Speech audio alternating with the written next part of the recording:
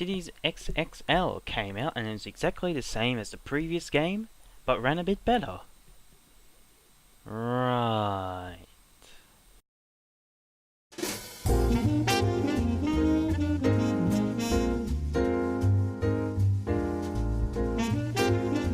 City Skylines is due March 10th and appears to be, according to many who have had a go at it, the SimCity we wanted back in 2013.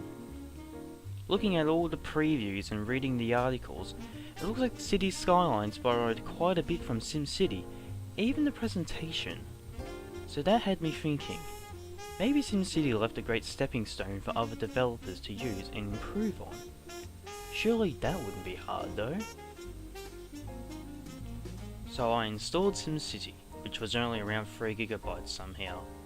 I picked my plot of land and began my city, but once I've built my roads I'm immediately reminded about the size of the plot of land. The great killjoy of the game was the size of your city. You usually ended up looking like a big town that squishes in as much as it can, like some sort of miniature megacity from Judge Dredd. I remember all the faults of the game as I continued to lay down more roads and zones and slowly added in more services. I remember how every city I used to create would pretty much have an end game, when you can't add any more and your Sims would abandon homes and become homeless and flock to the nearest park.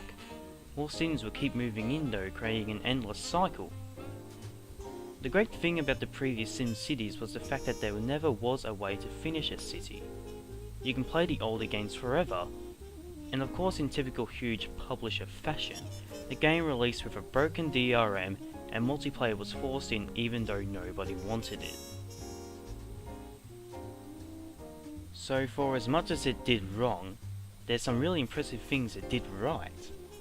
Such as the fun and simple presentation, the tilt shift effect making buildings and Sims look like little toys, a clean interface and UI for different overlays that are displayed in a simple fashion, individual Sims that went to work, shopped around, grew and looked after families.